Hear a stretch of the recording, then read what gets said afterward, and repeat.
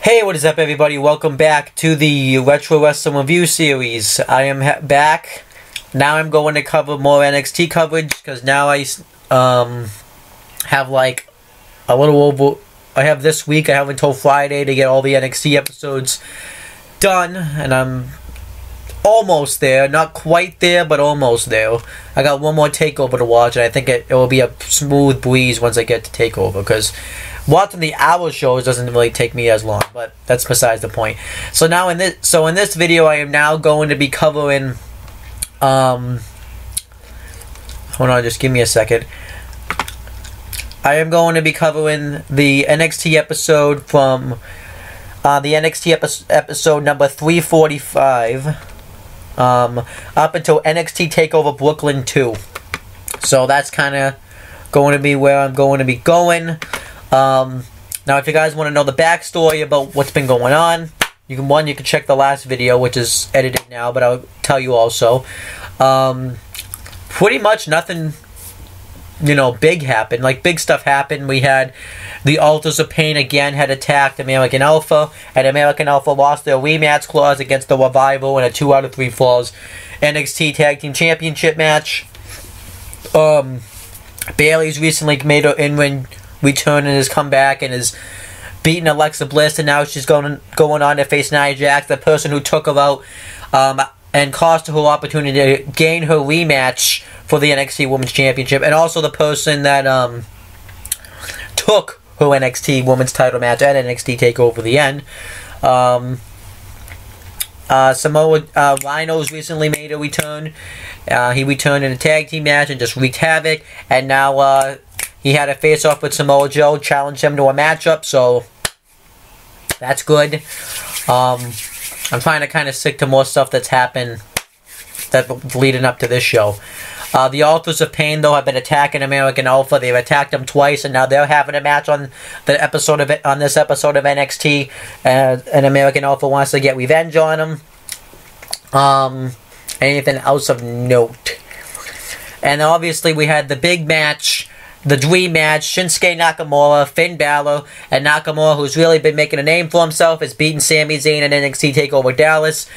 He's beaten Austin Aries at NXT TakeOver the End, and then now he's beaten Finn Balor for the in the dream match in the main event, and now it's a question whether or not who is going to be going for if he's going to be going for the NXT Championship. We don't know. And then, where does Finn Balor really go from here after being beaten by Shinsuke Nakamura? A lot of stuff going on with NXT, and now we'll just sit back and watch and see where the road takes us to until NXT TakeOver Brooklyn. Okay, so we have NXT from July 20th, 2016. Ironically, this was the day after the WWE draft, so just figured I'd throw that out there because they do announce some NXT draftees that were drafted. We had the commentary team of Corey Graves and Tom Phillips, and the first match on the show was Rhino versus Samoa Joe. I was actually kind of shocked this was the first match on the show, but after seeing the rest of the show, it really didn't surprise me that much. It really didn't need the main event.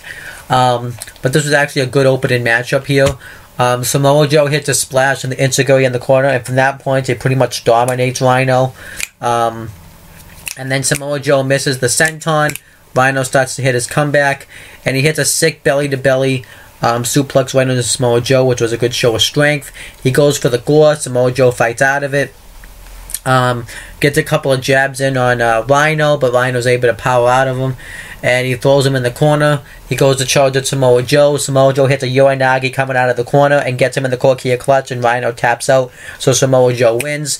I thought this was good because it was a good way to make Samoa Joe strong as a champion. He needed to kind of solidify him since we hadn't seen him in a few weeks, and I also liked the fact that that they had this match open the show just because it was a good way to open the show. So it was a good way to make Samoa Joe look dominant. And then Asuka gets interviewed, and she gets asked whoever wins the Bayley Nia Jax match. Who would you rather face? And she pretty much says that she doesn't really care. She faced both of them, whether it's separately or at the same time. And then we had the NXT drafts. So the NXT drafts call-ups, which was huge. It really is going to change. Probably is going to change the landscape of NXT as I see it. But Finn Balor got called up to Raw, and Nia Jax got called up to Raw. And then Alexa Bliss, American Alpha, and Mojo Rawley got called to SmackDown. So, well, got drafted to SmackDown. So that's definitely going to be interesting to see how NXT pans out for the without.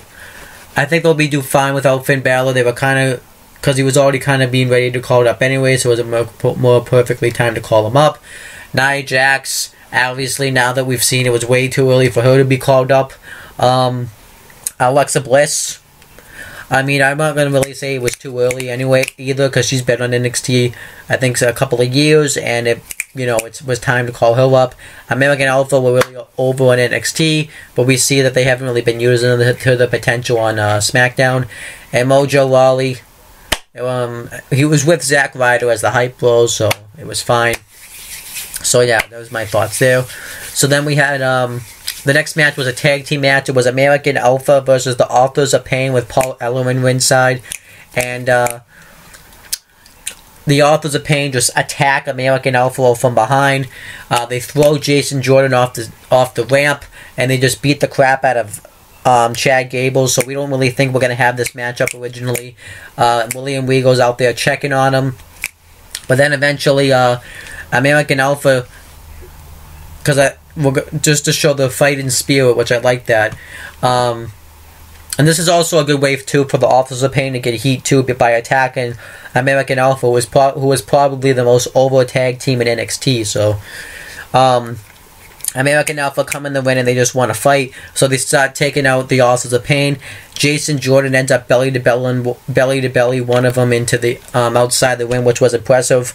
And yeah, American Alpha pretty much kick the Authors of Pain's ass in the beginning, and then the Authors of Pain, one of them has a bear hug in on Chad Gable, and the other one that hits like a clothesline, and pretty much they just dominate Chad Gable throughout much of this matchup. And then Jason Jordan gets the hot tag. He starts going off on both of them. He hits a belly to belly. He hits a T-bone suplex on one of them, which I said again was impressive. And then they hand up Jason Jordan on the top rope. Chad Gable tags himself in. Tries to get him a victory on him, but the tattooed one kicks out of it. And then Chad Gable, the tattooed one charges at Chad Gable, but he moves out of the way. And then no, that's not what happened. And then Chad Gable gets the ankle lock in on no, that's not what happened. Sorry, I got the spots wrong. So the Authors of Pain go to hit the double team move where one of them does the sidewalk slam, the other one does the big boot, but Jason Jordan pulls him out of the ring before he can, and Chad Gable gets the tattooed one into the ankle lock, and the other guy is trying to pull the guy without the tattoo, because I don't know their names at this moment, pulls him back, and Jason Jordan hits like a sick dive on the outside, which was awesome because you never see him do that type of stuff. And then Chad Gable goes to hit the dive on the other, goes to hit like a drop kick on the other one. The tattooed member and the tattooed member swings Gable right into the LAD board, and then which was a 6 spot. And then Jason Jordan goes to charge at him and charge at the tattooed member, and he moves out of the way, and Jordan crashes right into the steel steps. And then the Authors of Pain hit the clothesline Russian leg sweep combo for the win on Gable, and obviously it made sense for them to win because for a couple of reasons. One, American Alpha don't have anything to gain from this because they were going up to SmackDown Live, so they didn't really need to gain anything. And also, you needed to make the Authors of Pain look like a dominant tag team and beating former NXT Tag Team Champions in American Alpha, and the most over tag team in NXT is a great way to get them heel heat. So I thought this was great. And then afterwards, the Revival get interviewed, and they talk about how the Authors of Pain pretty much how they broke the fighting spirit of American Alpha, which allowed the Authors of Pain to be able to destroy them. And they talk about how they're the greatest tag team on the planet, and they said that they should get a thank you letter from the Authors of Pain for that reason. And they said there's not one tag team that can beat the Revival. So then Johnny Gargano and Tommaso Ciampa, and the storyline is just before NXT TakeOver Dallas, they had beaten the Revival. And they talk about that. They said, we did beat you. Johnny Gargano says, we did beat you. And Tommaso Ciampa says, in fact, we beat you. No,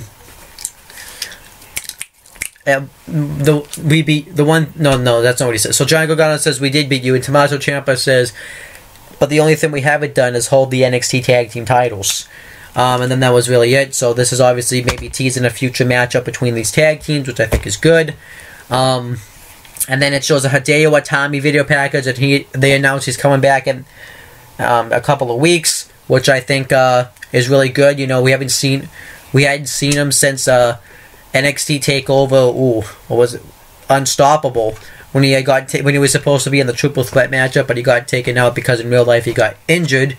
And a lot's definitely changed since he's been on NXT, so I kind of can't wait to see what he does.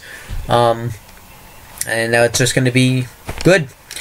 And then we had Patrick. Then the next match was Patrick Clark from Tough Enough, if you guys remember him, versus Austin Aries. And this was really just a squash here. Austin Aries ends up winning with making Patrick Clark tap out with the last chancery. And I like Austin Aries as a heel now. Like I said, I think he's better as a heel just because it fits his.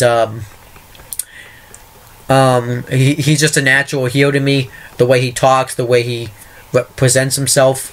And then afterwards, No Way Jose, because the whole storyline here is the way he had turned heel on No Way Jose, because No Way Jose had told him that Austin Aries had taught him everything, but he says he needs to start having fun, and Austin Aries was dancing with him a few weeks ago, and then he had turned on No Way Jose, so No Way Jose comes out and he beats the crap out of Austin Aries, which I liked and Aries ends up escaping, but I like this because this showed an aggressive side to No Way Jose. This was, normally we haven't seen this side of No Way Jose. Normally the No Way Jose is partying and dancing all the time. This side of No Way Jose was a different side of him, was aggressive, and I thought that was good. Then we had the main event. It was Nia Jax versus Bayley. It was a pretty good main event here. I think that Bayley ends up getting dominated throughout the first half of the matchup. And Nia Jax even says, "Get her out of my ring," and just tosses her out of the ring, which was funny. And then Nia Jax just throws Bayley halfway across the ring, which was cool. And then Bayley starts to make a comeback. Nia Jax goes to charge her. Bayley moves out of the way. Then Bayley hits a clothesline right off the apron, right onto Nia Jax, and then hits a crossbody. Nia Jax kicks out.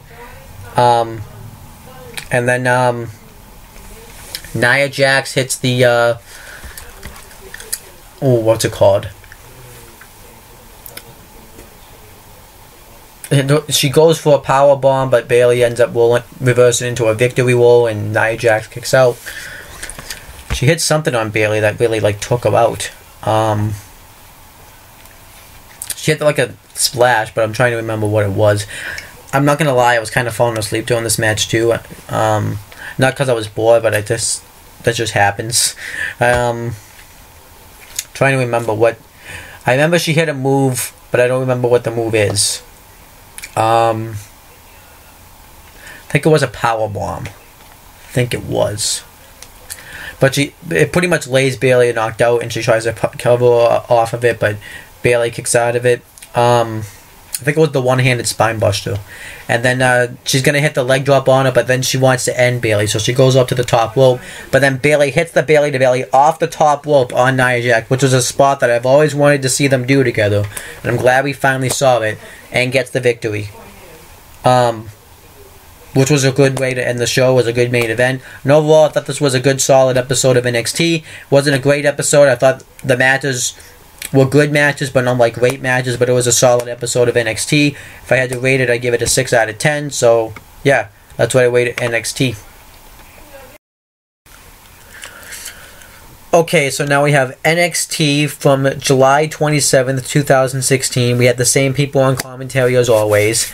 The first match on the show was Shinsuke Nakamura versus Wesley Blake. Wesley Blake came out to new theme music. It was really weird. But they're trying to play this whole thing off with Blake and Murphy, if you don't know, have not been seen eye to eye. They want to break up as a tag team, but it's really weird how they're doing it because some weeks they are a team, some weeks they aren't a team. Like, they were a team, I believe, like, literally last week, like a couple of weeks before this episode had aired. And then so it's weird. But they do a little promo with Blake and Murphy. Blake is upset that Murphy left him to get gored by Rhino, and Blake's upset that and Murphy is upset that Blake just left him for Alexa Bliss, and they want to prove it to each other that they can go into as a singles wrestler as well. So Blake's going to take out Shinsuke Nakamura, something that Murphy couldn't do a few weeks ago, and Murphy's going to take out the favorite to win the Cruiserweight Classics, because at the time this aired, there was the Cruiserweight Classic had aired. Kota Ibushi. So, I thought that was good. And this match pretty much was a squash. Shinsuke Nakamura wins with a Team Sasha, and I thought that was pretty good. Then afterwards, William Regal comes out and announces that Shinsuke Nakamura is the new #1 contender to the NXT Championship, which makes sense. You know, he's beaten pretty much all the top guys in NXT, and it's time for him to start having to position him for the NXT Championship match. So I think that makes sense. And then of Mice and Men are backstage, and they pretty much plug their song because They have because their song is one of their songs is the theme song of NXT Takeover Brooklyn 2. And then we had a women's match, Billie Kay versus Santina Garrett, two fresh women, because obviously now you need the women since you just lost all of them due to Carmella, Alexa Bliss, and Nia Jax. They need to the only women they really have that are two top women are Asuka and Bayley. And pretty much Bayley's going to be gone off the main off of NXT as well. So you need to find fresh women to go up against Asuka for the NXT Women's title. You just need fresh women for the division. So Billie Kay is a perfect one. And the whole storyline here is originally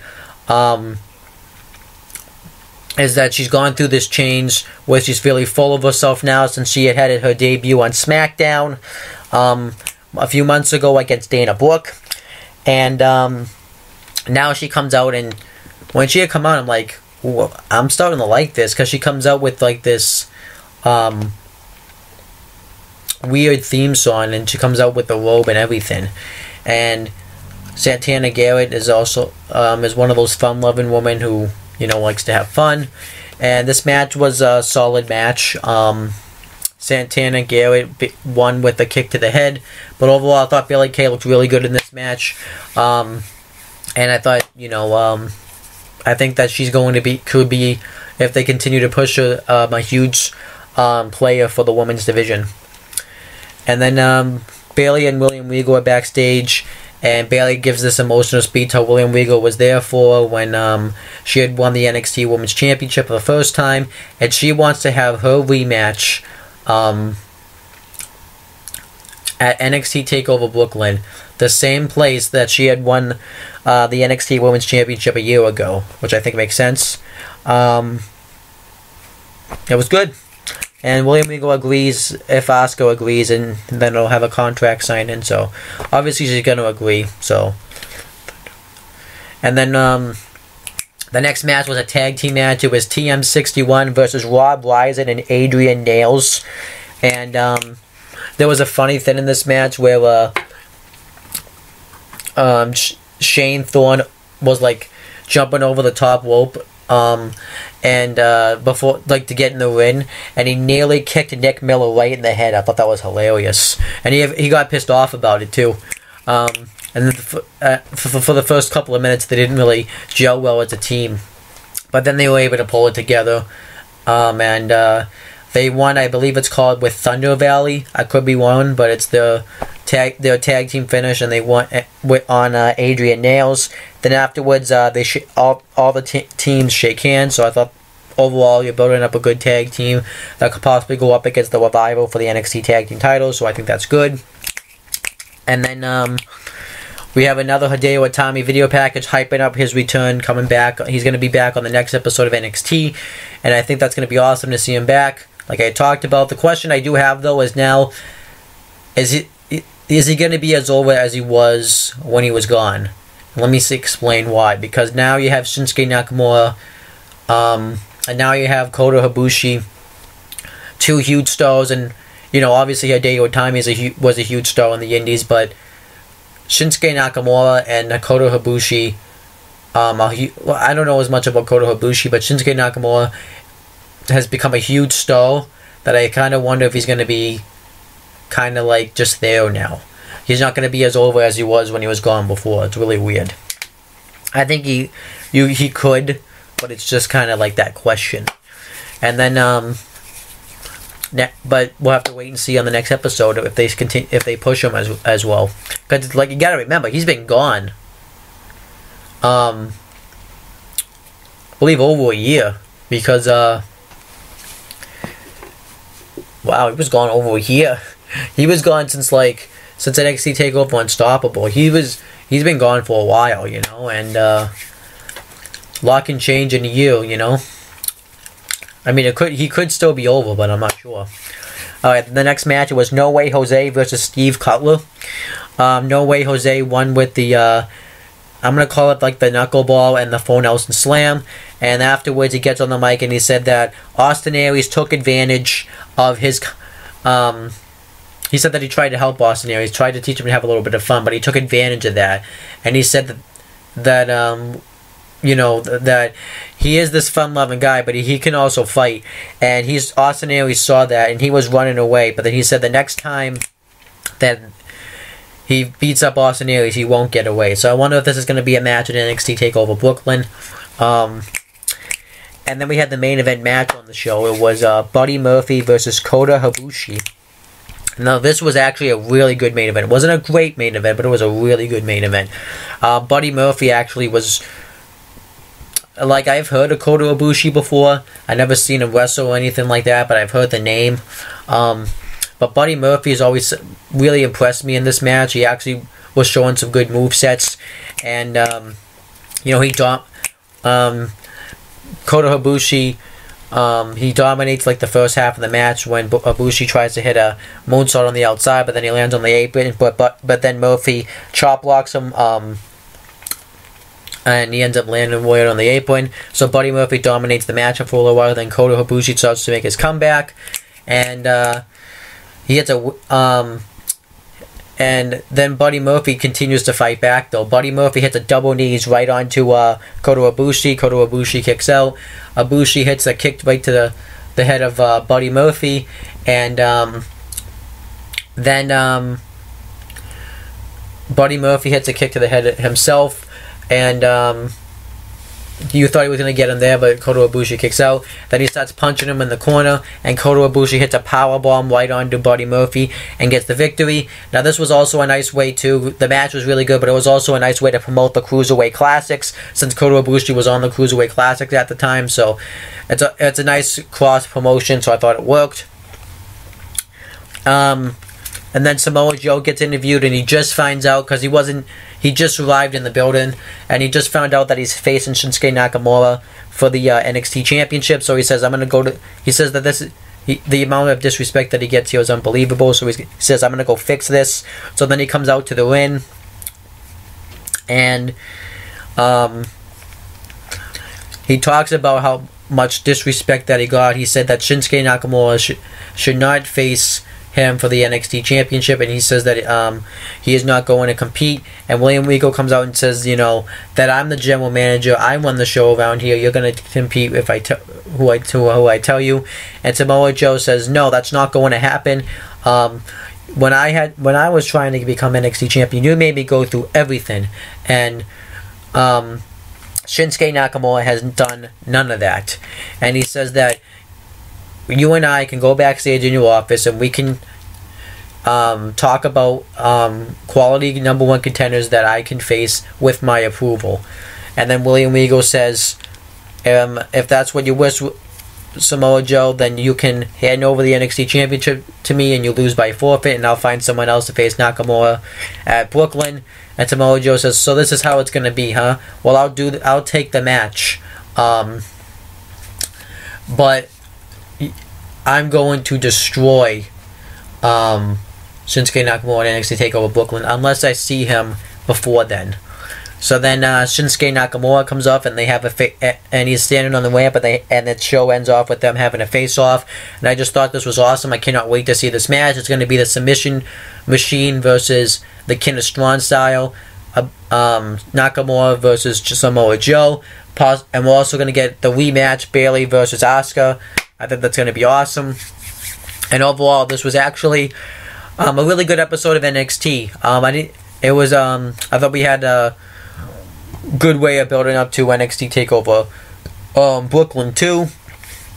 And you had some good build up with No Way Jose, Austin Aries. You had some new women on the show. You're featuring new women. And you had the build up of Nakamura, Samoa Joe for Brooklyn.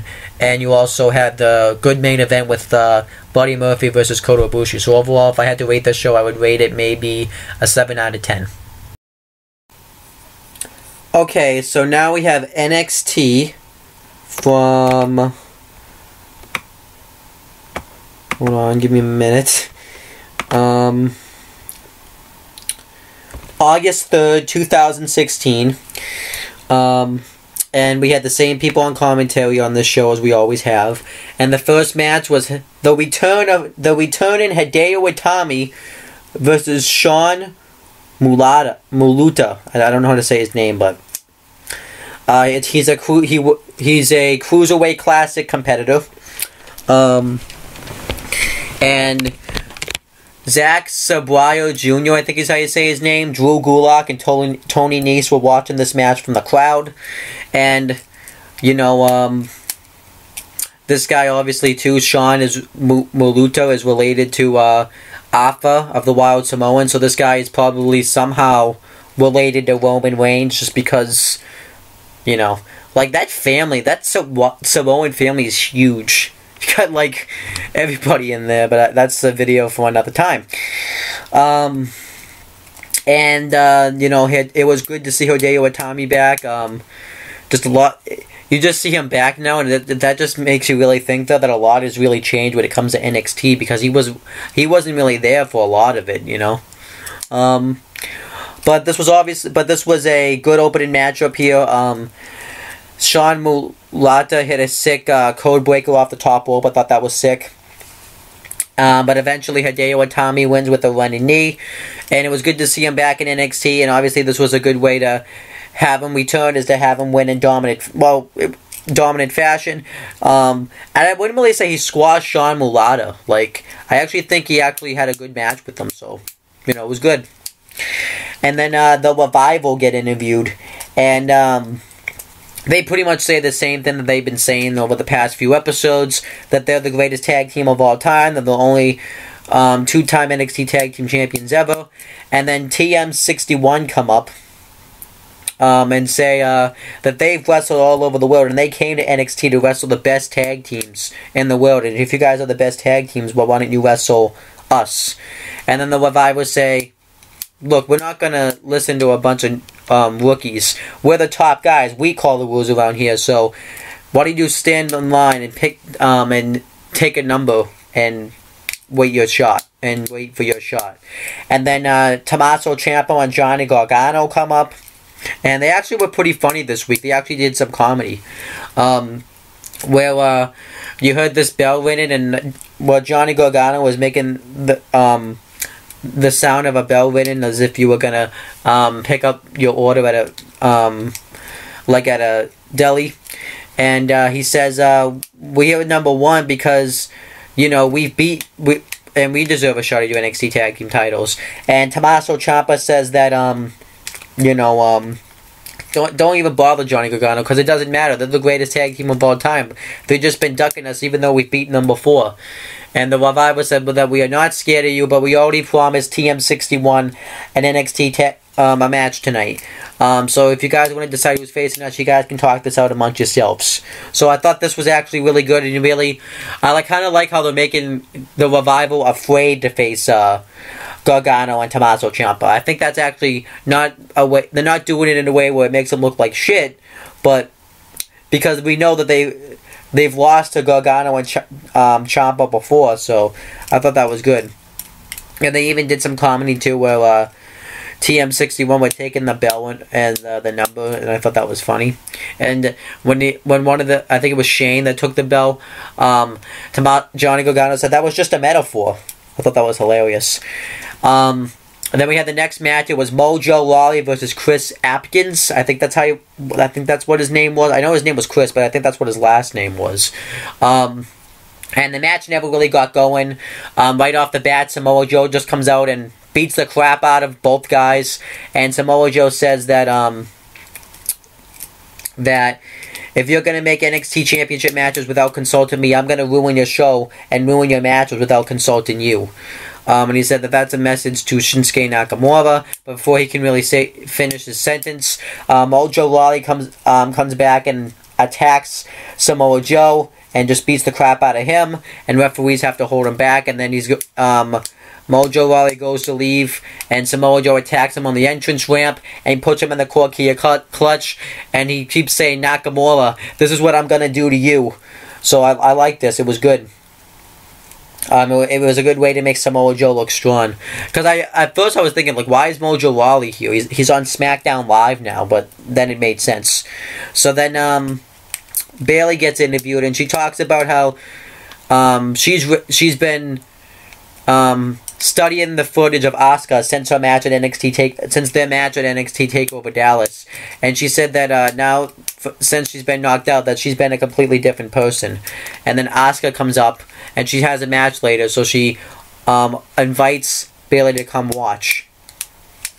So then we had Aaliyah versus Asuka with Bayley on commentary for this match. But before the match starts, Asuka grabs a chair and puts it up on the entrance ramp and invites Bayley to come watch that way, so she gets off commentary, and she just takes the chair and tosses it and stands, and pretty much Asuka just destroys Aaliyah.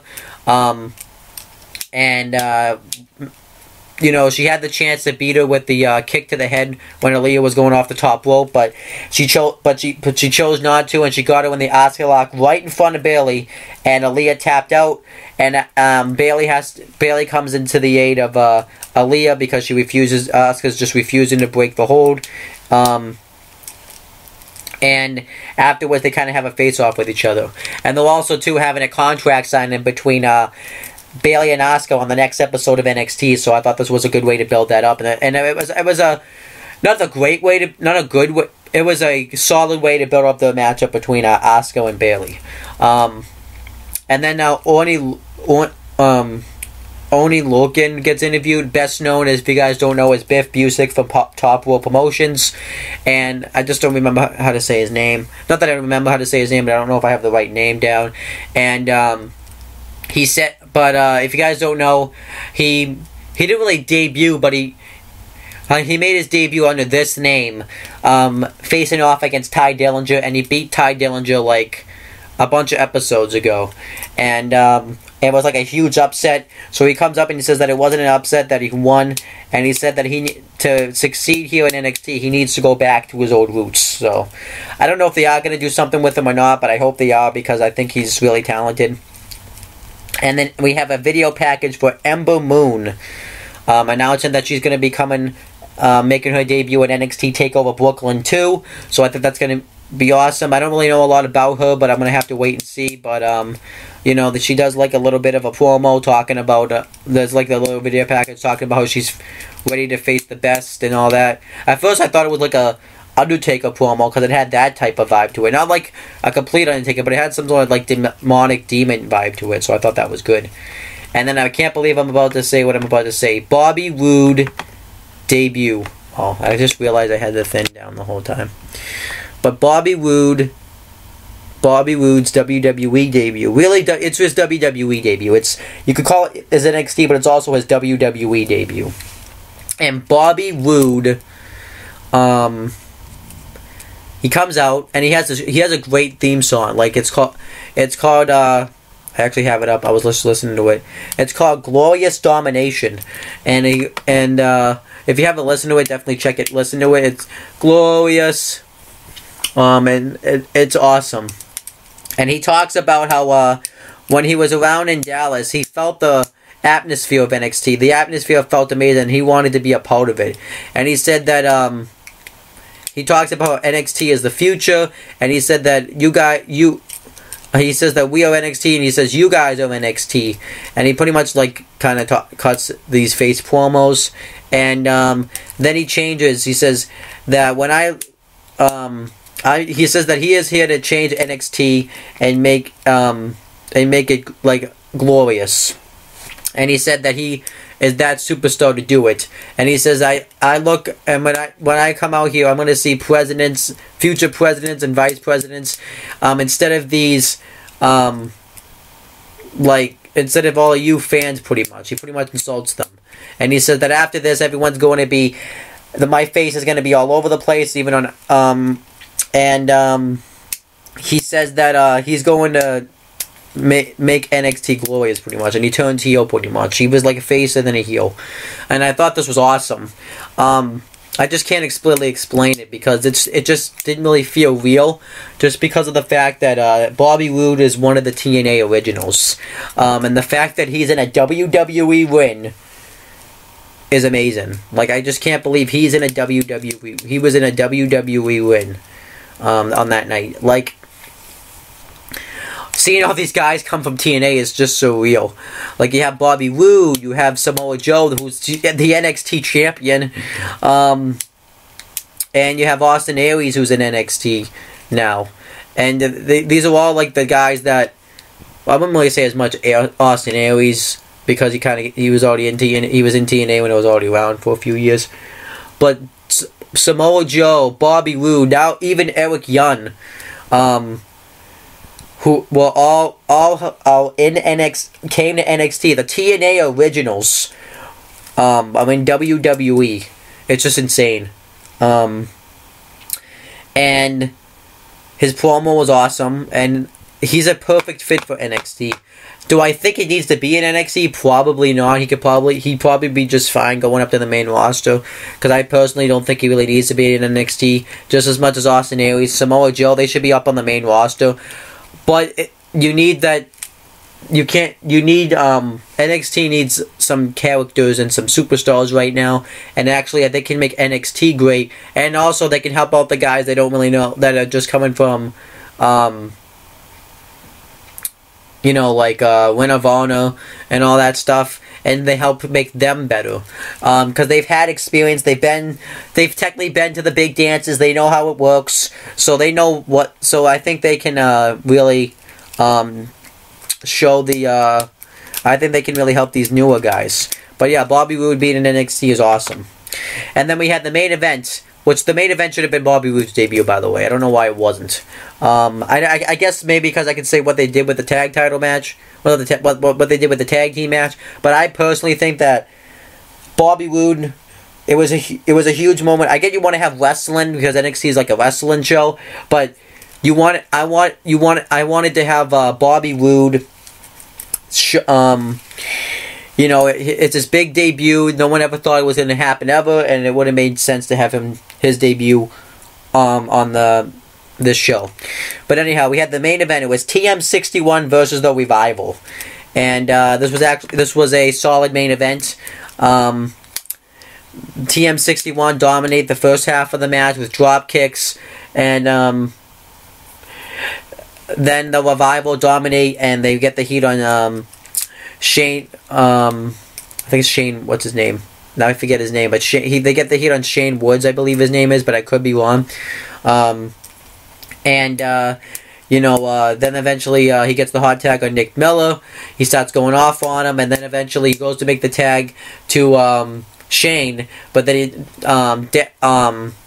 Dash pulls him down off the apron. So then Nick Miller starts chasing Dash, and Dawson hits a DDT on Nick Miller for the win. And I was shocked that that's how, like, I knew the Revival was gonna win, but I was shocked that that's how they won, which kind of shows that, like, a match can end at any time. You don't just have to hit your finisher to win a match. So I kind of like that.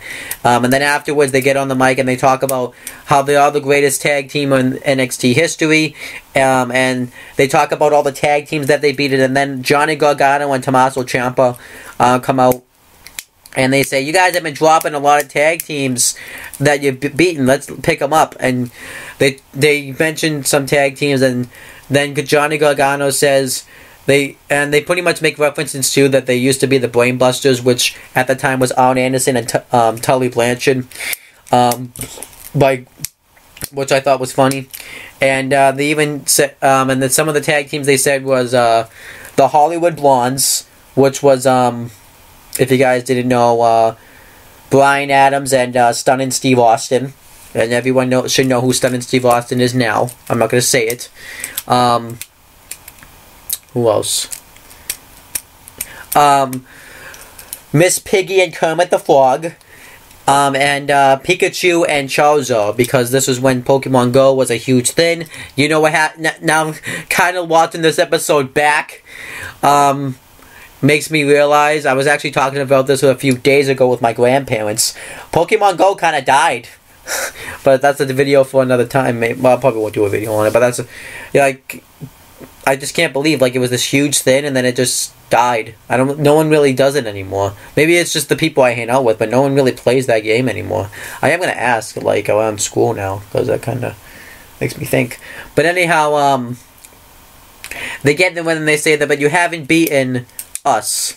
And Dash and Dawson said it, and the Revival said, well, Dawson says, enough of your jokes. You guys are just good hands, and they just pretty much trash him, saying they're not going to give him an NXT title match. So then they said the champs are leaving, so they go to cheap shot them, and Ciampa and Gargano see it coming, and they attack him. Johnny Gargano hits a big boot on him, and then afterwards Gargano and Ciampa hit the hit the double super kick knee to the back of the head maneuver combo on Dash, and Johnny Gargano covers him, and Tommaso Ciampa pins him like he's a referee, and that was the end of the show. I thought it was a good ending to the show, but like I said, it didn't really, the main event should have been Bobby Roode's promo. But overall, I thought this was a really good episode of NXT. You're really doing a good job building up to NXT TakeOver Brooklyn 2, and, you know, you had Bobby Roode. You had the return of Hideo Itami. You had the build-up to possibly the NXT Tag Team title match with the Revival and Gargano and Ciampa. You had the good build-up with the NXT Women's Championship matchup. But the main thing I loved about this show was obviously Bobby Roode's debut. Like, that's just something that really made this show, was seeing Bobby Roode finally come on WWE television and cutting a promo. That's just something. So overall, I'm going to rate this a 9 out of 10 show, just because it was awesome. So that's pretty much it, guys. Well, that's not it, but now I'm going to review the next episode of NXT. So yeah, awesome episode. Okay, so now we have NXT for August 10th, 2016. We had the same people on commentary for this show. And Bobby Roode and William Regal are backstage talking in their office. And William Regal says, and Bobby Roode said, "Thank you, that's glorious." And William Regal says, "What, is everything to your liking?" Or something like that. And he says, "Yeah." And he says, "Okay, I got an NXT Women's Championship contract signing to attend to." So obviously he got something that he wanted. But we do find out later on what it is. And then we had the NXT Women's Championship contract sign-in between Bayley and NXT Women's Champion Asuka. And it was obviously a really good contract sign. And I like NXT's contract signings way better than WWE's contract signings, because they don't end the same all the time. They don't always end in a brawl. And the way WWE main roster does it, are just so hokey, and it's the same way every time. NXT at least changes up the contract signing, and it looks more professional actually than WWE's main roster. It's just weird, but Bayley talks about how when she came to NXT 3 years ago, she busted her ass and went up against the best women's wrestlers to get the NXT Women's Championship. And she says that that fear factor that Asuka once had when she faced her the first time is gone now. And you said that before she wasn't ready to face Asuka, but now she is ready to face Asuka. And she said that she is going to Bayley's home to her. She talks about how Brooklyn was when her dreams came true. Dallas was when it was a nightmare. And she tells her to bring her A game. And then Asuka, and then she signs the contract, and then Asuka gets on the mic and pretty much says that she respects Bayley, but she said that you should be afraid about what you're going to get. And she also says that she also tells Bayley something else. What is it? Oh, and she says that she's going to make Brooklyn a nightmare for her as well. And then Asuka goes to shake her hand, and then Bayley says, "Remember what happened the last time you had a contract signed and you got laid out. But you should sign the contract and nothing will happen." So then she signs it. She goes to shake her hand, but Bayley kind of gives her a shove and goes to leave. But then they get back in the ring, and then she starts they stare each other down again, and then Asuka leaves. And this was just an awesome contract signing, just awesome. Really good, a great way to build up the NXT Women's Championship match. Then we had the first tag team match we had the first of 2 tag team matches in the first match on the show. It was the Authors of Pain with Paul Ellering versus Adrian Nails and Rob Risen.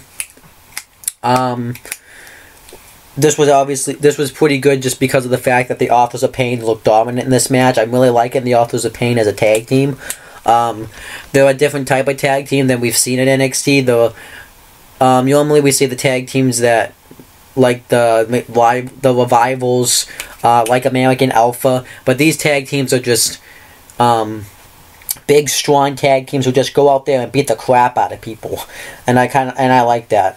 One cool spot that they did was they took Nails and Ryzen and hit like a double power bomb into each other, like a sandwich power bomb, and then they both just hit the power bomb, and the Authors of Pain go over with the win the match when they hit the clothesline into the leg sweep combo on Rob Risen. Then afterwards they beat the crap out of Adrian Nails, but then TM61 come out and make the save, and they stop brawling with them. But then one of them power bombs, I believe it was Shane on the floor, and then hits the big boot into the toe-to-toe sidewalk slam. So obviously you still have the Authors of Pain look strong. So I liked that. I thought that was good. I like the way that they're making the Authors of Pain just go out there and just destroy everyone. They're making them a monster tag team, which is something we haven't seen in NXT yet. Well, we have seen it, but we haven't seen it to this extent, I should say, because we saw it in the Ascension. And then Shinsuke Nakamura gets interviewed, and he gets asked like, what his thoughts are that Samoa Joe is trying to take him out. And Shinsuke Nakamura says that he's not a hard guy to find. He said that he may try to find Samoa Joe before he takes him out. And then we had Andrade Cien Almas versus Angelo Dawkins. This was a fine match. Almas wins with the he hits the knees in the corner, and he hits an inverted DDT on Dawkins for the win. Then afterwards, Bobby Roode comes out and he congratulates somebody. He says not on winning the match because it was a little sloppy. He pretty much just insults him. And he says that he's congratulating him because he wants to, because NXT TakeOver Brooklyn 2 is going to be hosted in front of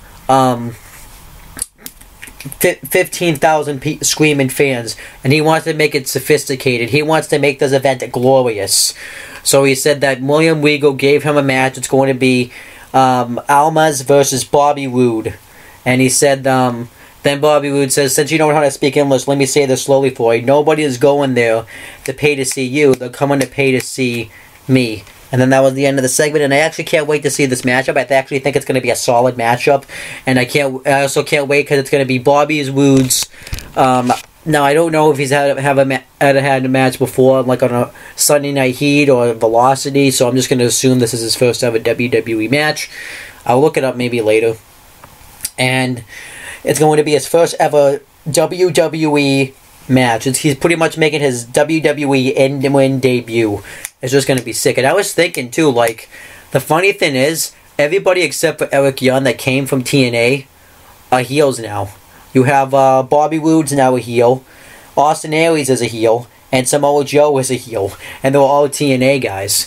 It just kind of dawned on me. I just think that's kind of interesting.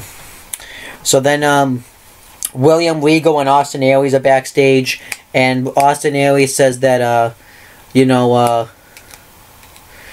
NXT TakeOver Brooklyn 2 is one of your special events, but it's not that special if I don't have a match on the card. And he talks about how Bobby Roode has only been here for 5 minutes, and he already has a match on the card, so he wants to have he thinks that the greatest man that ever lived should have a match on the card. So then William Regal puts him in a match against someone that Austin Aries knows very well, No Way Jose, someone that he's been avoiding. And Austin Aries says, look, I don't avoid anybody. I've just been ignoring him. So, I actually kind of can't wait to see that matchup too. No Way Jose versus Austin Aries. And I kind of like this NXT TakeOver Brooklyn 2 code. Because, I'm going to say this, that every match has a purpose on this show. The NXT Women's Championship match has a purpose, has a meaning, has consequence. The NXT Championship match has some type of purpose. It's not complete, but you have Shinsuke Nakamura, who's been picking up all these victories, and Samoa Joe. They're trying to give it some type of purpose and meaning now. It doesn't have as much, but it has purpose. You have the NXT Tag Team title match. We'll talk about it in a second. Roode and Almas doesn't really have purpose and meaning behind it. But it is going to be Bobby Roode's first debut match, so I am looking forward to it in that sense. Maybe you could say, but they still have a week to build up a feud, so, And then Austin Aries, No Way Jose, has purpose, has meaning behind it, so I like that. And like I said, I'll get to the NXT Tag Team title match in a second. And then we had Billie Kay versus Liv Morgan. Like I said, I like this. You're featuring new women because you need to start featuring new women because you don't have Carmella, Nia Jax, and Alexa Bliss anymore. And obviously I know Bayley's on the main roster now, but they were on. They probably knew too that NXT TakeOver Brooklyn 2 was going to be Bayley's last match in NXT, so they obviously have to start finding new women because the women division was getting very thin. Because I think the only one you had was really Asuka. I think that was it. So you needed to kind of get new. You need to start featuring more women into the roster. Luckily, they still have Bayley because they would be screwed without a NXT TakeOver opponent for her. So they'd be screwed. William Regal Billie Kay wins with the big boot again and makes her look strong. I like that. That was good. And then Johnny Gargano, Tommaso Ciampa, and William Regal are backstage. Now, the whole storyline here is they just had the Cruiserweight Classics first round match. They ended up facing Gargano and Ciampa ended up facing each other. So William Regal says, is this going to affect you guys as a tag team? And they say no. Tommaso Ciampa says that families fight, but the difference between Gargano and Ciampa is that they don't get to pick. Is that family doesn't get to pick each other, and Ciampa says he would pick Gargano to be his tag team partner any day. So William Regal announces that at NXT TakeOver Brooklyn 2, they are going to be facing the Revival for the NXT Tag Team Championships, and they say that they're happy about it, and they talk about how it was a year ago that William Regal introduced them as the free agents, and they say that they're going to beat the Revival and become the new NXT Tag Team Champions. And then we had another Ember Moon video package, pretty much promoting her, talking about how she is going to be at NXT TakeOver Brooklyn 2. So I don't know if she's having a match or not, but I can't wait to see that match. Or I can't wait to see her debut. I actually kind of like her video packages. And then we had Tucker Knight and Patrick Clark versus Johnny Gargano and Tommaso Ciampa. This was a squash, but it was good. The whole storyline is whether or not they were going to be able to work together after the Cruiserweight Classics. But they really functioned well, really properly. And they win when they hit Tucker Knight with the super kick knee strike combo. So, they really made... I thought this was good. You really made... Ciampa and Gargano look strong going into the NXT Tag Team title match. And like I said before, the NXT Tag Team title match has purpose because they've been building this match up for months. Where you have Gargano and Ciampa who have beaten the Revival in the past, and the Revival and then try to get an NXT Tag Team title match, but the Revival, at any chance that they've had, have ducked their NXT Tag Team title matches. So I thought that I like that. So then Mojo Rawley gets interviewed, and he talks about how tonight he's not a guy that's going to get hyped. He's out there to revenge. He's out there to take out Samoa Joe for attacking him from behind. So then we had Mojo Rawley versus Samoa Joe. A fine match. I actually thought it wasn't like a good match, but it was okay. I thought it was an okay main event, and Samoa Joe wins when he makes Mojo Rawley tap out to the Corkia clutch. And then he says Nakamura too right to the camera when he puts it in, and then he puts Mojo Rawley back in the Corkia clutch, and referees are trying to pull him off. And then Shinsuke Nakamura comes out, and then and they're about to get into it, but then a bunch of security come out to separate them because they don't want this match being given away. They want to make sure that they have a main event for NXT TakeOver Brooklyn 2. So they have a face-off, and a bunch of security guards are trying to hold Samoa Joe back. And Shinsuke Nakamura teases him. He acts like he's got his nose, and then he slaps him in the face. Which I thought was kind of like heel-like behavior here, just because of the... I get he's trying to play mind games, but it's kind of like heel-like behavior that you're slapping a guy that is being held back by security guards. I thought that was weird. But overall, I thought it was fine, but it was just weird. But overall, I thought this was a pretty good episode of NXT. I'll give it a 7 out of 10 show. I thought they did a good job building up the NXT Women's Title match, the NXT Title match itself, the NXT Tag Title match. The Women's match was pretty decent on this show. The Authors of Pain looking dominant was good too. So I thought this was that's really it. But I thought this was a pretty good episode of NXT. Maybe actually I'll give it a 7 out of 10 because it's not 6 out of 10 quality. I'll give it a 7 out of 10 show. Alright, so now on to NXT for August 17th, 2016. Now I actually had to manually write my notes down because my WWE Network on my computer was being a piece of shit because for some odd reason it wasn't letting me watch the stuff, so I had to watch it on my phone, which actually, you'd actually think this would be small, but it's actually a pretty big phone, but I'd actually rather watch it, on my computer screen. So we have NXT though for, like I said, this date, and we had the same people on commentary as we always have, and the first match was Hideo Itami versus Mustafa Ali. I don't know if he's trying to go for like Muhammad Ali because that's what I instantly first thought of when he came out, but Mustafa Ali is a Cruiserweight Classic participant. Well, he was, and it actually was a pretty good match. Mustafa Ali was trying to roll outside the ring, and then Hideo Itami had a wicked drop kick, and I think he hit like his head on the back of the ramp, and then Ali catches him with a neck breaker coming into the ring, and then he hits he hits an Enzuigiri, and then he hits a neck breaker coming into the ring, like a blockbuster neck breaker. But then eventually Hideo Itami hits with a running knee, so overall a good match. And Hideo Itami is progressively starting to get back up the card, because I think people probably did forget about him because he was gone he was gone for a year. I know that doesn't seem like a long time, but with what happened with NXT for the time that he was gone, people probably forgot about him. I certainly did. I didn't like forget about him, but like I didn't remember him at the same time. And then it shows a video package for Bobby Roode saying that he came to NXT because it's the hottest wrestling company in the world, and he wants to make it glorious. And it just shows everything that he's done pretty much since he's been to NXT. And then it shows a video package hyping up the feud between Bayley and Asuka. Shows Asuka winning the NXT Women's title. And then it shows Bayley wanting to get a rematch, her getting injured in the match with Nia Jax. Nia Jax getting a title shot. A video package of Asuka's devastation. And then, what else? A video package of Asuka's devastation. And,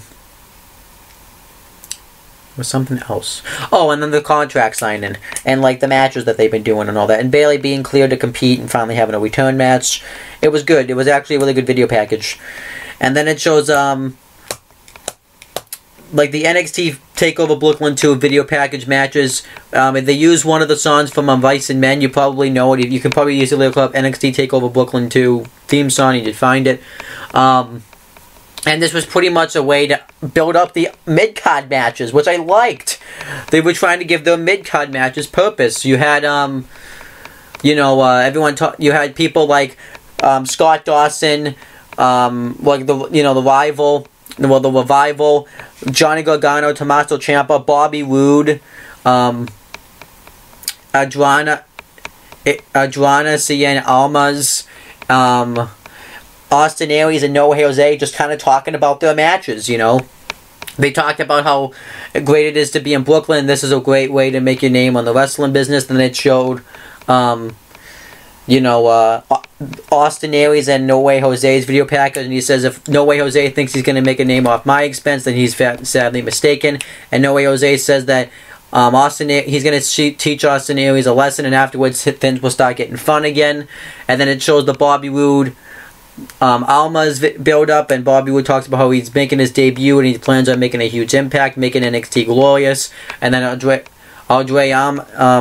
Adrian Cien Almas talks about him, about how Bobby Roode, pretty much goes off on Bobby Roode. And then the Revival and Johnny Gargano and Tommaso Ciampa talks about the NXT Tag Team Championship build up. I thought it was good. It was a good way to build up the mid-card matches, And then William Regal's backstage, and he talks about, pretty much hypes out NXT TakeOver Brooklyn 2, saying that it could be something huge, cause just like last year's was. And then Billie Kay comes in and says, this isn't going to be a great pay-per-view because you don't have me booked on it. And I've wrestled on SmackDown, and I've been winning matches, so she wants a spot on NXT. And William Regal says, okay, I think we can have that arranged. Next, at NXT TakeOver Brooklyn, you are going to take on the debuting Ember Moon. So I think that's going to be an interesting matchup. We'll have to wait and see what they do with that. Then we had a random 6-woman tag team match. Liv Morgan, Nikki Glencross, and Carmella, who's already on SmackDown. But maybe this was taped beforehand, I'm not sure. Versus Daria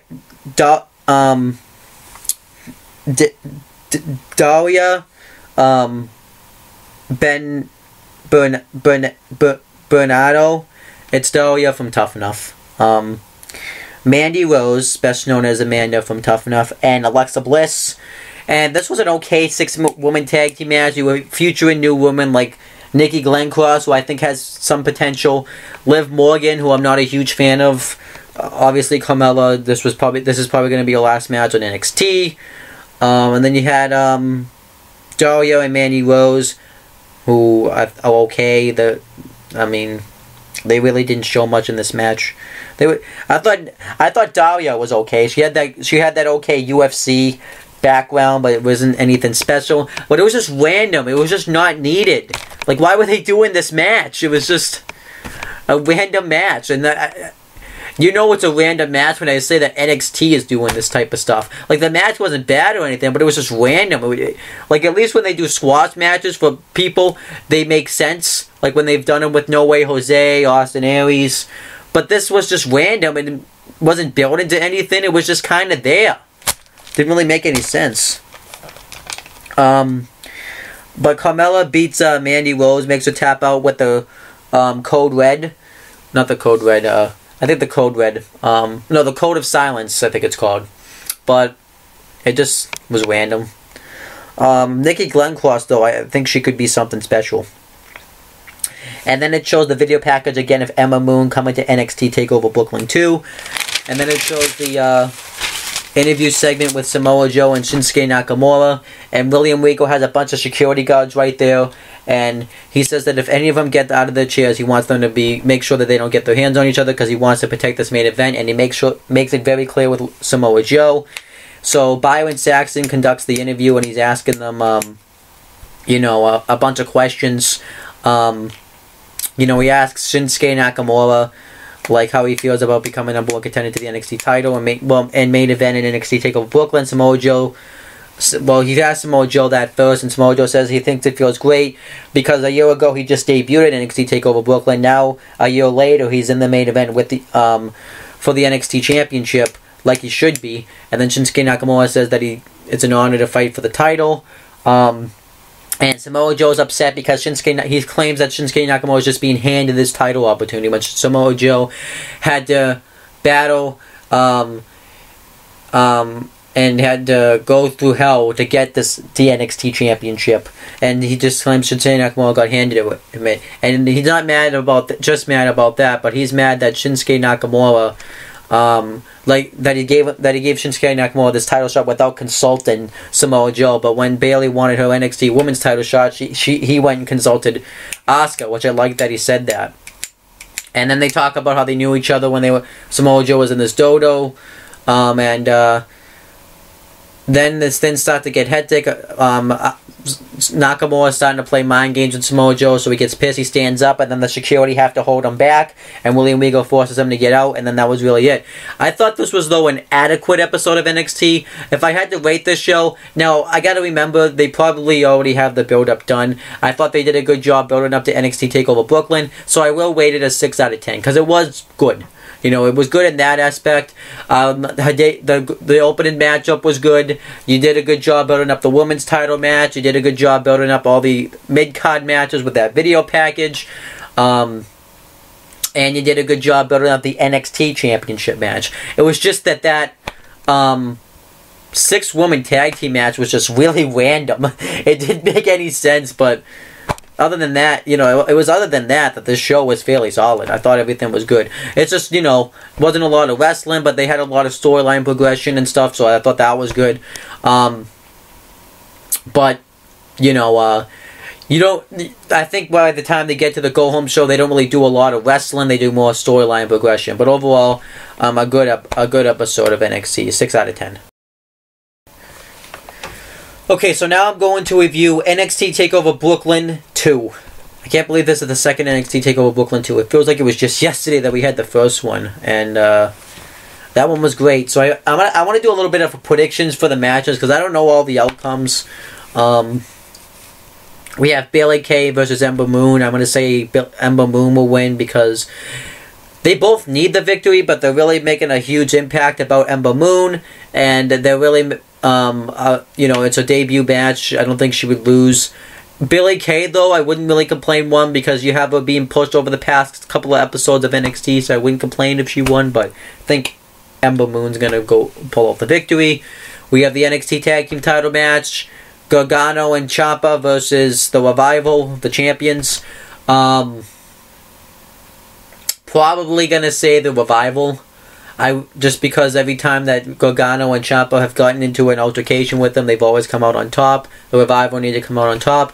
They can always, you know, come back and do this match again, but I think the Revival are going to keep the NXT Tag Team titles, maybe feud with TM61 or I don't know who else. They have other tag teams, I just can't think of them off the top of my head. Then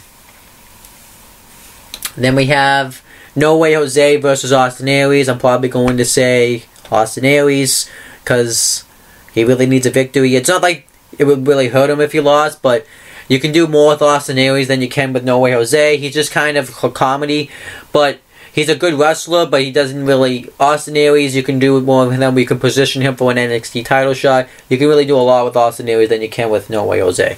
Then you have the match with Bobby Roode versus Adrana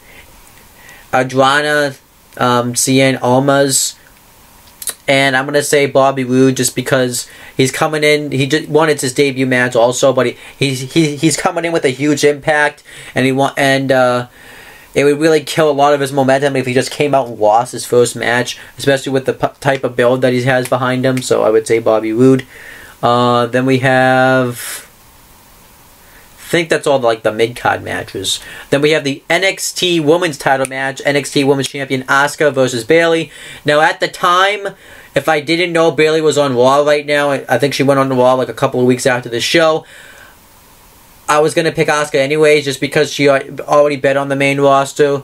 And, you know, you kind of already did the NXT Women's title match with Bayley. It would be kind of like the same old shit if you did that again. Asuka's kind of like that dominant champion, and I think she should really lose when it matters, if it's to someone like Ember Moon, Bayley Kay. So I would say that. And then we have the NXT Championship match, Nakamura, Samoa Joe. Now I already know who wins the match. I won't say it because I'll say it when I actually review the match. I am going to say, though, I probably would have picked Shinsuke Nakamura just because of the way he was being built up. He had beaten pretty much all the icons and the heart and soul of NXT. It would have made sense. It wouldn't have made sense if he just came to this show and lost out of nowhere. It wouldn't make any sense. It would kind of kill his momentum. So Nakamura to go over. So yeah, those are my predictions. So how I'm gonna do this is I'm going to watch the pre-show. Then I'm going to review that. Then when I watch NXT TakeOver Brooklyn 2 itself, after every match, I am going to give a review of each match. So that's kind of how it's going to be run down. I kind of wish they would have gotten the Authors of Pain and TM61 in a match. You know, they've been kind of featured a lot on NXT, and the Authors of Pain, I think, would be good to be on the show. Another thing, too, I don't know if I'm going to watch the entire show, because it's 12:24 in the morning. And it's nearly 1 o'clock in the morning. I may just watch the pre-show and then watch other stuff. So I'm not exactly sure how I'm going to work that yet. So I'll let you know. Okay, so now on to NXT TakeOver Brooklyn 2, the kickoff. Now, if you guys wondering why I'm in a different location, it's because I'm at my mom's house because I'm dog sitting. Let me see if I'll show you the dog real quick. It's a cute dog, actually. There she is, right there. That's Arrow. Say hi. But anyhow, so I'm gonna start watching NXT TakeOver Brooklyn 2. And if you want to know why I kind of stopped reviewing the show on Monday, is because I usually try not to watch the show when I have to watch a 3-hour Raw that day because it really makes it tougher for me to sit through it, and I didn't really feel like sitting through a 2-hour of NXT. I just didn't want that to happen. So, we have NXT TakeOver Brooklyn 2. We had the panel of experts of Renee Young, Lita, and Mauro Ranallo, who did fabulous on the pre-show. They all did, but Mauro Ranallo really made Renee Young and Lita look like crap. He's just so knowledgeable about wrestling that I really want him to, if Michael Cole ever has to hang up and stop being like the full-time announcer, I want him to be the one. I want them to give him that spot. Really not much happened. They just kind of went through the code. They talked about all the matches on the show, which, I've already talked about before. And but they showed a couple of interviews. They had an interview segment with Bobby Roode, talking about how he's bringing glory to Brooklyn, and talking about how of a trash shitty he is, and after tonight, he truly will bring glory to NXT, and, glorious to NXT, I should say. And Billy Kay also get interviewed talking about how, no one should just be talking about Ember Moon. People should be talking about Billy Kay, because am worth talking about, and she said that she's gonna send Ember Moon in with a Rude debut and all that. So I thought it was all solid pre-show. They're definitely a lot easier to sit through, like I've talked about before, than the main roster pre-shows because they're so long, and you know, at least you know it seems like they put effort into the pre-show and all that. So I thought it was a solid pre-show. All right, so now we're on to the NXT Brooklyn 2 show itself. And I'm sorry that it's been delayed for so long. I actually legitimately only have today and tomorrow to catch up on NXT. I don't know what happened this week. I just was really busy with school, and I kind of wasn't really feeling that well yesterday and Wednesday. So, yeah, I'm here. I got some time now. I'm actually in school right now. I'm just in a classroom by myself. And I'm just going to sit down and watch as much NXT I can in the next hour or so. So, let's talk about NXT TakeOver Brooklyn. So we have, oh, this is gonna be tough. We have the same people on commentary as you would for a normal NXT episode. And the first match, it was Austin Aries versus No Way Jose. No Way Jose's entrance was really cool. He had the members of the NXT fans doing the Condor line, which I thought was really cool. And this match was actually a really good opening match. I really enjoyed it. It was really back and forth. No Way Jose dominated Austin Aries in the beginning, and he hit a wicked right hand on him, which I thought looked sick. Then Austin Aries started taking control. He went for the there was one spot where he went for the Brain Buster, and No Way Jose counted into a Falcon Arrow, which I thought was a nice spot. Aries hit the suicide dive on the outside, and then he hit the got him in the last chancery, and No Way Jose was able to fight out of it. And No Way Jose had countless times kept going for the reverse phone house and slam, but Aries kept fighting out of it, and eventually Austin Aries ended up getting the win with the last chancery, and Jose ended up tapping out. I thought it was a really good opening matchup, and obviously it made sense for Austin Aries to go over because he needed the win more than No Way Jose did. He was this big deal coming up from the indie scene, so you needed to give him the victory. And you can do a lot more with Austin Aries than you can with No Way Jose. Afterwards, Aries continues his assault on No Way Jose, and then Hideo Itami comes out, which obviously I'm glad that they got him on the show. Obviously they couldn't put him in a match or anything because he came back not really too late, but you get what I'm saying. And he hits the GT, and he attacks Aries, and for the first time ever on live NXT television, he had hit the GTS on Austin Aries. I thought that looked sick, and it was a really good spot. Then we had Billie Kay versus Ember Moon. This was a solid match. Billie Kay looked really strong in this match.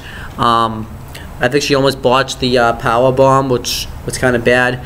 And Ember Moon ended up winning with a springboard stunner off the top rope, and I thought that was a nice touch. And Ember Moon goes over. I thought that overall it was a solid match, and it was a nice way to debut Ember Moon. But Billie Kay still looks strong, where it's not going to really hurt her. And then we had Bobby Roode versus Adrana Cien Almas. Bobby Roode's entrance was sick. He was like standing on top of a scaffold, like he was on top of the world. He was standing on this big structure, and it slowly brought him down. And everyone was really behind Bobby Roode. They were chanting "Glorious" at him, which I thought was sick. And Bobby Roode and Adrian Almas, I thought really clicked in this match. There was a point where Bobby Roode was outsmarting Almas, where he went for a drop kick and Bobby Roode hold the ropes back, and at first they were just trying to feel each other out and outdo one another.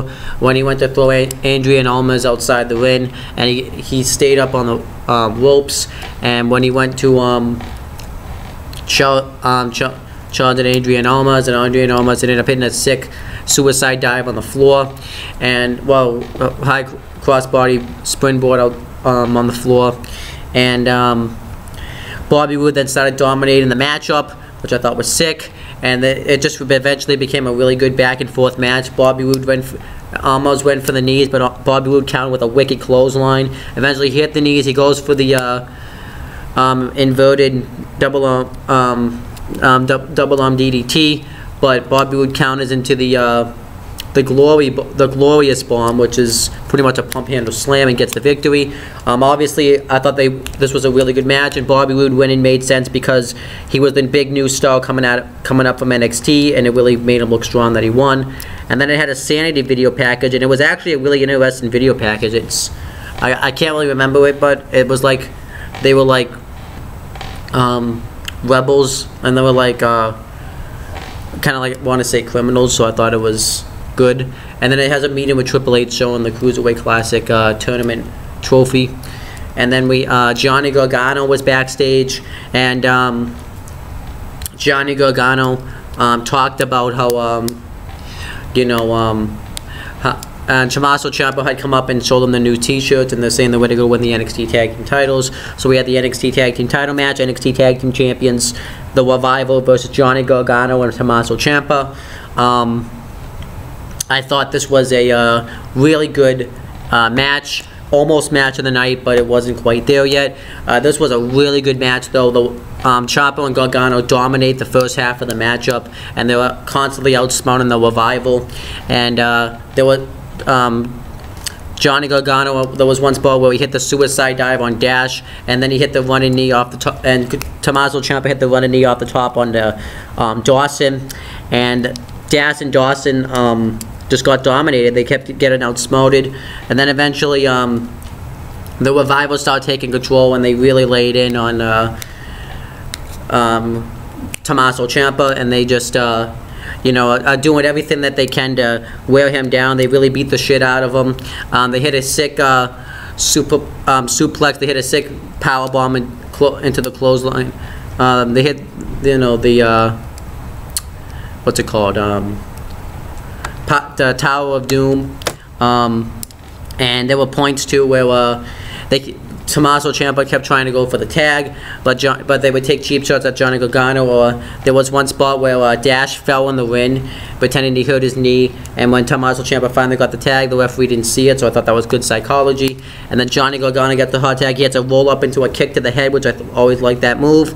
And eventually, Gargano and Ciampa hit the super kick, knee to the back of the head combo, and you think that they've won. And the ref counts 3, but Dawson puts Dash's foot on the rope, so it doesn't count. So, but Gargano and Ciampa continuously attack the Revival, and eventually Dawson throws Dash into the Dawson throws Ciampa into the steel post, and Dash takes out Ciampa with the chop block, and they get him into that submission move where the guy has him like in a figure 4, and Dawson jumped off the top rope and took out Gargano's knee, and then Johnny Gargano won. Well, no, the Revival won when Johnny Gargano tapped out to the reverse figure 4 leg lock by Dawson. I thought this was a really good tag team match, and it was awesome.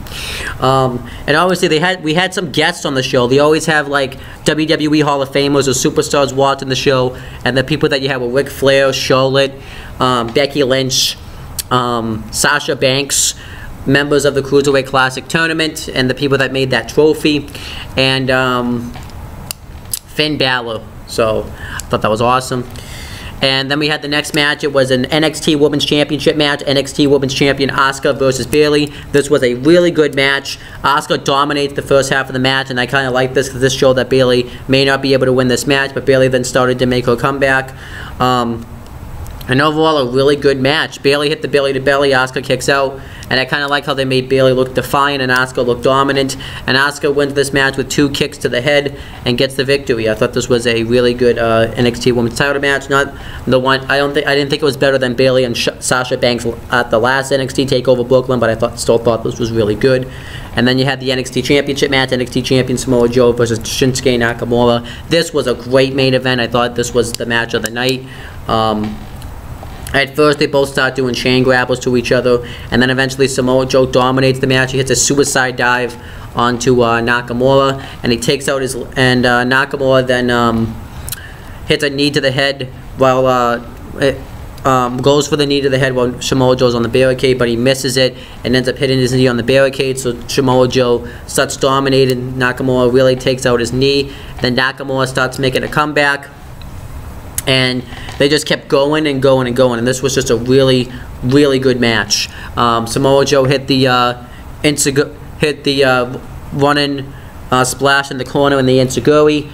Samoa Joe kept going for the muscle buster a handful of times, but Shinsuke Nakamura kept fighting out of it.